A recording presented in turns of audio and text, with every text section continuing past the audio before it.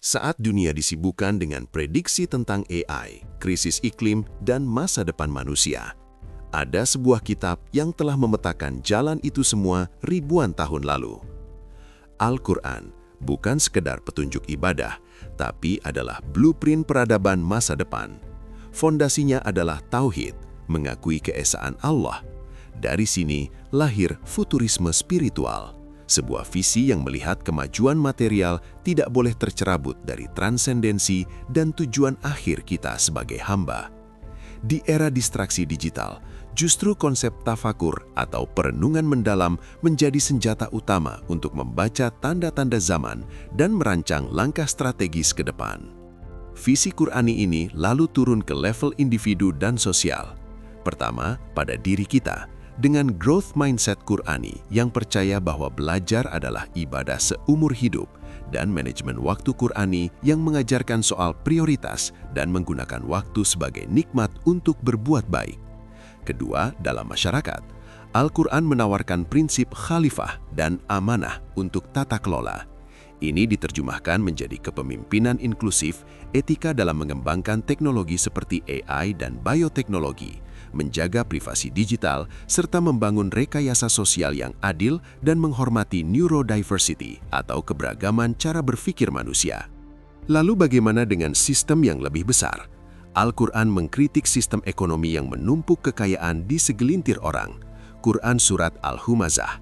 Sebagai alternatif, ia menawarkan ekonomi berkeadilan yang berpijak pada konsep zakat, infak, dan sedekah untuk redistribusi kekayaan. Visinya adalah ekonomi pasca kapitalisme yang berorientasi pada kemaslahatan bersama. Selaras dengan itu adalah tanggung jawab kita sebagai khalifah di bumi untuk menjaga keseimbangan ekologi, ketahanan pangan dan air, industri dan pertanian berimbang, serta kesehatan holistik yang menjaga jasmani dan ruhani, semua adalah refleksi dari iman.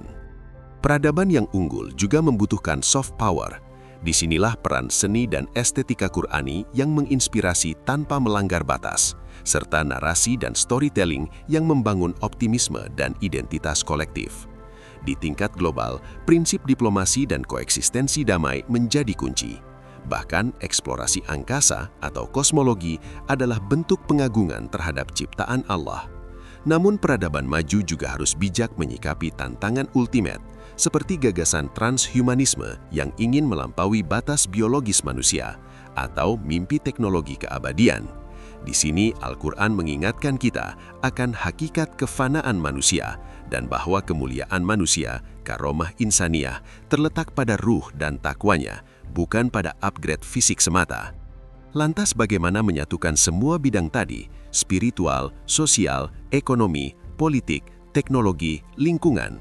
Jawabannya ada dalam satu kata Qur'ani, mizan, keseimbangan. Tidak boleh ada yang dikorbankan. Pembangunan infrastruktur harus berimbang dengan pelestarian alam. Kemajuan hukum harus sejalan dengan penguatan budaya. Inovasi teknologi harus dikawal oleh etika yang kuat. Tujuan akhirnya bukanlah dominasi dunia, melainkan membangun peradaban yang mendapatkan keriduan Allah, yang memberikan rahmat bagi seluruh alam, rahmatan lil alamin. Itulah visi masa depan sejati yang ditawarkan Al-Quran. Berharaplah kepada kebaikan, karena harapan adalah modal perjuangan. Jangan hanya jadi penonton masa depan, jadilah perancangnya dengan visi ilahi. Like, subscribe, dan share video ini agar lebih banyak lagi yang terinspirasi.